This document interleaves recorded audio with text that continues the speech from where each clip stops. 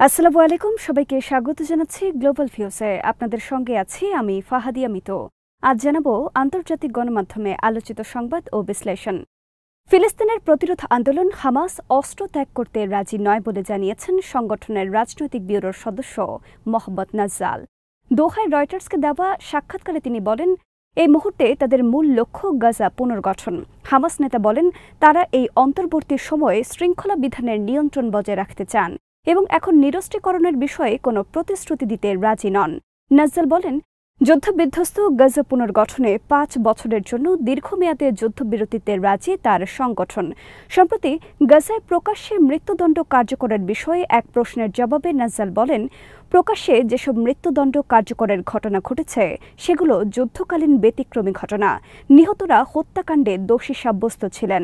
Hamas নেতা বলেন, তার সংগঠন বন্দি বিনিময়, যুদ্ধবিরতি ও গাজায় ত্রাণ প্রবেশ নিয়ে চুক্তিতে সম্মতি দিয়েছে, কিন্তু অস্ত্র হস্তান্তর সংক্রান্ত ধারা নিয়ে এখনও সিদ্ধান্ত নেয়নি।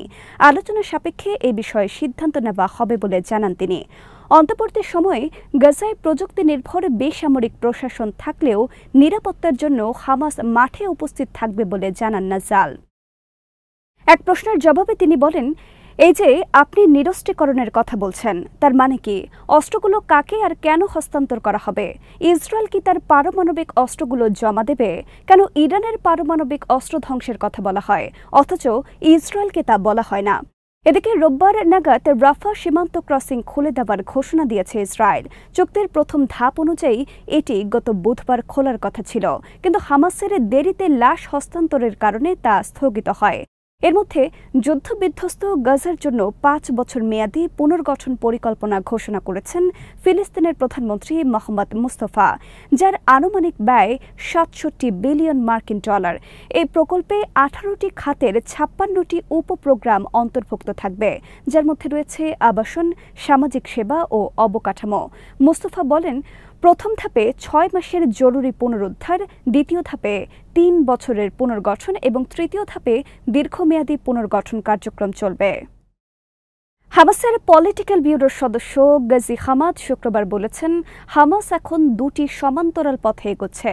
প্রথমটি হল জাতীয় পরিচিতি সংরক্ষণ করে পুনর্গঠন কার্যক্রম পরিচালনা। দ্বিতীয়টি হল এই অবস্থান বজায় রাখা যে আমাদের অস্ত্র বৈধ ও জাতীয় স্বার্থের সঙ্গে সম্পর্কিত এবং তা কেবল ইসরায়েলি দখলদারিত্ব প্রতিহত করার জন্য ব্যবহৃত হয়। গাজী হামাদ জোর দিয়ে বলেন, ফিলিস্তিনিরাই এই অঞ্চলের শাসনভার গ্রহণ করবে এবং ফিলিস্তিনি বিষয়গুলো পরিচালনার প্রক্রিয়ার ওপর যে কোনো আন্তর্জাতিক ট্রান্সশিপ তারা প্রত্যাখ্যান করবেন। তিনি বলেন, ইসরায়েল যুদ্ধবিরতি লঙ্ঘন করে চললেও হামাস চুক্তির প্রতি প্রতিশ্রুতিবদ্ধ। তিনি উল্লেখ করেন, হামাস তাদের প্রতিশ্রুতি পূরণ করছে এবং পরিকল্পনা অনুযায়ী চুক্তির প্রাথমিক পর্যায়ে শেষ করার দিকে মনোনিবেশ করেছে। আল মায়াতিনকে দেওয়া এক বিবৃতিতে হামাদ জোর দিয়ে বলেন, ইসরায়েল স্বভাবসুলভ শক্তি প্রয়োগের হুমকি দিচ্ছে। এটি গাজা উপত্যকায় তাদের লক্ষ্য অর্জনে ব্যর্থতার নগ্ন বহিঃপ্রকাশ। বন্দীদের লাশ বিষয়ে হামাসের এই সিনিয়র কর্মকর্তা বলেন, গাজার পরিবর্তিত ভূদৃশ্য এবং অসংখ্য স্থান ধ্বংস হওয়ায় এটি একটি জটিল বিষয়। ফলে অবশিষ্ট দেহাবশেষ উদ্ধার করতে সময়, বিশেষ সরঞ্জাম ও যন্ত্রপাতির প্রয়োজন।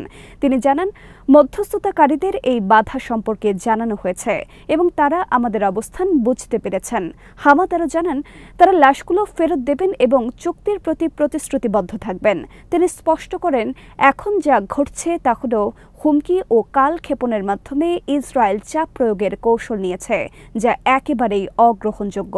তিনি জানান, চুক্তি বাস্তবায়নের পর থেকে ইসরায়েলি বাহিনীর গুলিতে ২৮ জন বেসামরিক লোকের মৃত্যুর পাশাপাশি অসংখ্য চুক্তি লঙ্ঘনের ঘটনা ঘটেছে।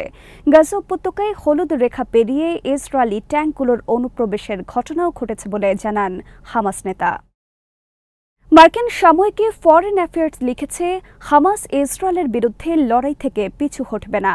এক বিশ্লেষণে সাময়িকীটি লিখেছে, ট্রাম্পের পরিকল্পনার দ্বিতীয় ধাপটি বেশ কিছু কঠিন সমস্যার মুখোমুখি হবে, যার মধ্যে রয়েছে হামাসের নিরস্ত্রীকরণ এবং ফিলিস্তিনের ভবিষ্যৎ সরকারের কাঠামো নির্ধারণ।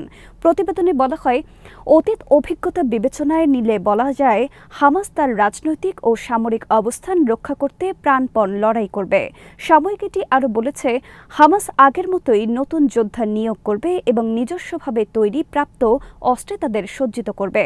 সহজভাবে বলা যায়, যদিও হামাস প্রথম দফার যুদ্ধবিরতিতে অংশ নিয়েছে, তবুও তাদের লড়াই থেকে সরে দাঁড়ানোর কোনো ইচ্ছা নেই। ফরেন অ্যাফেয়ার্স আরও লিখেছে, ইসরায়েলের অন্যতম উদ্বেগ হল বর্তমান বন্দি বিনিময় চুক্তির আওতায় মুক্তিপ্রাপ্ত ফিলিস্তিনিদের মধ্যে এমন কেউ থাকতে পারেন যিনি ভবিষ্যতে তাদের জন্য হুমকি হয়ে উঠতে পারেন, যেমন ইয়াহিয়া সিনওয়ার 2011 সালে বন্দি বিনিময়ের মাধ্যমে তাকে মুক্তি দিয়েছিল। তারা আশঙ্কা করছেন হামাসের নেতৃত্ব নতুন প্রজন্মের হাতে হয়ে যেতে পারে, যাদের অনেকেই ইসরায়েলি কারাগারে কাটানো অভিজ্ঞতার কারণে ইয়াহিয়া সিনওয়ারের মতো আরও প্রেরণাদীপ্ত ও কৌশলী হয়ে উঠতে পারেন। যদিও হামাস গাজায় যুদ্ধবিরতির শর্তাবলী মেনে চলছে এবং ইসরায়েলি বন্দীদের ফিরিয়ে দিয়েছে, তবুও ইসরায়েলি প্রতিরক্ষা মন্ত্রী বলেছেন, যদি হামাস চুক্তি বাস্তবায়ন করতে অস্বীকৃতি জানায়, আমরা যুক্তরাষ্ট্রের সঙ্গে সমন্বয় করে আবারও যুদ্ধে ফিরে যাব।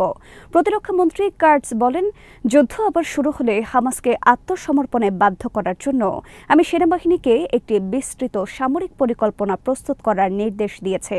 কার্টস বলেন, গাজা অস্ত্রমুক্ত না হওয়া এবং ইসরায়েলের জন্য কোনো হুমকি না হওয়া পর্যন্ত তারা গাজার সুড়ঙ্গ ধ্বংস করতে মার্কিন নেতৃত্বাধীন আন্তর্জাতিক বাহিনীর সঙ্গে কাজ করবেন। গাজার যুদ্ধ পরবর্তী পরিস্থিতিতে হামাস যখন চালকের আসনে, তখন ইসরায়েলি মন্ত্রীর এই মন্তব্য এলো। অনেক বিশেষজ্ঞ এবং ইসরায়েলি বিশ্লেষক স্বীকার করেছেন, ইসরায়েল হামাসকে ধ্বংস করা এবং গাজাকে নিরস্ত্রীকরণের লক্ষ্য অর্জনে ব্যর্থ হয়েছে। বর্তমানে অনেক ইসরায়েলি বিশ্লেষক 2 বছরের গাজা যুদ্ধে লক্ষ্যগুলো অর্জনে ইসরায়েলের ব্যর্থতার দিকে ইঙ্গিত করে স্বীকার করছেন, গাজায় হামাস টিকে আছে, তারা শক্তিশালী অবস্থানে রয়েছে এবং ফিলিস্তিনিদের মধ্যে তাদের জনপ্রিয়তা বজায় আছে। ইসরায়েলি বিশেষজ্ঞ ওরিট পার্লফ বলেছেন, হামাসের কোনো বিকল্প নেই এবং গাজার জনগণ এই আন্দোলনকে সমর্থন করে। তিনি আরও বলেন, এখন হামাস তার শক্তির শীর্ষে রয়েছে। ইসরায়েল যেসব বিকল্প তৈরির চেষ্টা করছিল, হামাস তা প্রতিহত করেছে। এই ইসরায়েলি বিশেষজ্ঞ জোর দিয়ে বলেন, হামাস উত্তর গাজার নিয়ন্ত্রণ ফিরিয়ে পাচ্ছে এবং এই উপত্যকার জনগণ হামাসের কর্মকাণ্ডকে সমর্থন করছে। সম্প্রতি ইসরায়েলি পার্লামেন্ট সদস্য অমিত হালাভিও বলেছেন, হামাসের বিরুদ্ধে আমরা পরাজিত হয়েছে। হামাস গাজায় তার সর্বশক্তি দিয়ে আত্মপ্রকাশ করছে। আমরা 2 বছর ধরে নিজেদেরকে প্রতারিত করেছি, কিন্তু জিততে পারিনি। এখন গাজার নিয়ন্ত্রণ হামাসের হাতে। গাজায় যুদ্ধবিরতি কার্যকর করতে একটি আন্তর্জাতিক বাহিনী গঠনের লক্ষ্যে যৌথভাবে কাজ করছে ফ্রান্স ও ব্রিটেন। ফ্রান্স জানিয়েছে, যুক্তরাষ্ট্রের সঙ্গে সমন্বয় করে প্যারিস ও লন্ডন আগামী কয়েকদিনের মধ্যে জাতিসংঘ নিরাপত্তা পরিষদের প্রস্তাবটি চূড়ান্ত করার কাজ করছে। এই প্রস্তাবের লক্ষ্য হবে গাজায় ভবিষ্যতে একটি আন্তর্জাতিক শান্তিরক্ষী বাহিনী গঠনের ভিত্তি তৈরি করা। প্যারিসের সংবাদ সম্মেলনে ফরাসি পররাষ্ট্র মন্ত্রণালয়ের মুখপাত্র পাসকাল কভারবো বলেন, এমন একটি বাহিনীর জন্য জাতিসংঘের ম্যান্ডেট থাকাও জরুরি। এতে আন্তর্জাতিক আইনি ভিত্তি শক্তিশালী হবে এবং বিভিন্ন দেশ থেকে বাহিনীতে অংশগ্রহণ নিশ্চিত করাও সহজ হবে। তিনি বলেন, এমন একটি আন্তর্জাতিক মিশন গঠনের বিষয়ে ফ্রান্স তার অংশীদারদের সঙ্গে ঘনিষ্ঠভাবে কাজ করছে। এই মিশনকে আনুষ্ঠানিক রূপ দিতে জাতিসংঘ নিরাপত্তা পরিষদের প্রস্তাব গৃহীত হওয়া দরকার। হোয়াইট হাউসের এক কর্মকর্তা বলেন, প্রেসিডেন্ট ডোনাল্ড ট্রাম্পের প্রশাসনও বহু দেশের সঙ্গে কথা বলছে যারা এই আন্তর্জাতিক বাহিনীতে অংশ নিতে আগ্রহী। তিনি বলেন, আমরা জাতিসংঘ নিরাপত্তা পরিষদের একটি সম্ভাব্য প্রস্তাব নিয়েও আলোচনা করছি যে এই প্রচেষ্টাকে সমর্থন করবে। গত 10 অক্টোবর প্যারিসে ইউরোপীয় ও আরব দেশগুলোর প্রতিনিধিদের সঙ্গে বৈঠক করে ফ্রান্স। সেখানে গাজার যুদ্ধ পরবর্তী পুনর্গঠনের নানা দিক, বিশেষ করে কিভাবে একটি আন্তর্জাতিক বাহিনী গঠন করা যায় সে বিষয়ে আলোচনা হয়। কূটনীতিকরা জানিয়েছেন, এই স্থিতিশীলতা বাহিনী জাতিসংঘের আনুষ্ঠানিক শান্তিরক্ষী বাহিনী হবে না এবং জাতিসংঘ এর জন্য অর্থায়নও করবে না। ব্রিটিশ প্রধানমন্ত্রী কিয়ার স্টারমার সম্প্রতি পার্লামেন্টে বলেন, স্থিতিশীলতা বাহিনী গঠনে কিছুটা সময় লাগবে। এর কার্যপরিধি এখনও তৈরি হচ্ছে। বাহিনী গঠনে জাতিসংঘ নিরাপত্তা পরিষদের একটি প্রস্তাব থাকবে, অন্তত আমি তাই আশা করি। তবে বিস্তৃত কাঠামো এখনও চূড়ান্ত হয়নি। মার্কিন উপদেষ্টারা জানিয়েছেন, যুক্তরাষ্ট্র যে দেশগুলোর সঙ্গে আলোচনা করছে তাদের মধ্যে রয়েছে ইন্দোনেশিয়া, সংযুক্ত আরব আমিরাত, মিশর, কাতার ও আজারবাইজান। ইতালি ইতোমধ্যে জানিয়েছে তারা এই বাহিনীতে অংশ নিতে আগ্রহী। ইন্দোনেশিয়ার প্রেসিডেন্ট প্রাবোও সুবিয়ান্তো গত 23 সেপ্টেম্বর জাতিসংঘ সাধারণ পরিষদে বলেন, যদি জাতিসংঘের প্রস্তাব গৃহীত হয় তবে ইন্দোনেশিয়া গাজায় শান্তি স্থাপনে 20,000 বা তারও বেশি সেনা পাঠাতে প্রস্তুত। ইসরায়েলি বাহিনীর বিরুদ্ধে নিহত ফিলিস্তিনিদের দেহ থেকে অঙ্গ চুরির ভয়াবহ অভিযোগ এনেছে গাজা কর্তৃপক্ষ। এ ঘটনায় তারা আন্তর্জাতিক তদন্তের আহ্বান জানিয়েছেন। শুক্রবার গাজার সরকারি গণমাধ্যম দপ্তরের পরিচালক ইসমাইল তাওয়াবতা জানান, গত 3 দিনে আন্তর্জাতিক রেড ক্রস কমিটির মাধ্যমে ইসরায়েল 120টি লাশ ফেরত দিয়েছে। তিনি বলেন, এসব দেহের অধিকাংশই ভয়াবহ অবস্থায় ছিল। নির্যাতন ও গুলি করে এবং পরিকল্পিতভাবে হত্যার স্পষ্ট প্রমাণ দেখা গেছে। তাওয়াবতা আরও বলেন, অনেকের লাশের চোখ, কর্নিয়া ও অন্যান্য অঙ্গ অনুপস্থিত। কেউ কেউ হাত পা বাঁধা অবস্থায়, চোখ বেঁধে রাখা অবস্থায় ফেরত এসেছে। কারো গলায় দড়ির দাগ, কারোর শরীরে শ্বাসরোধের চিহ্ন। এসবে ইঙ্গিত দেয় ইসরায়েলি সেনারা তাদের হত্যা করেছে এবং অঙ্গ চুরি করেছে। তিনি এই পরিস্থিতিকে অসভ্য ও নিষ্ঠুর অপরাধ বলে অভিহিত করেন এবং আন্তর্জাতিক মানবাধিকার সংস্থাগুলোর প্রতি অবিলম্বে একটি তদন্ত কমিটি গঠনের আহ্বান জানান, যেন ইসরায়েলকে জবাবদিহির মুখে ফেলা যায়। তুরস্কের সংবাদ মাধ্যম টিআরটি জানিয়েছে, ইসরায়েলি সেনাবাহিনী এখনও এসব অভিযোগের আনুষ্ঠানিক জবাব দেয়নি। ফিলিস্তিনি ন্যাশনাল ক্যাম্পেইনের তথ্য অনুযায়ী বর্তমানে ইসরায়েলের হেফাজতে রয়েছে 735 জন ফিলিস্তিনি বন্দীর লাশ, তাদের মধ্যে 67টি শিশু।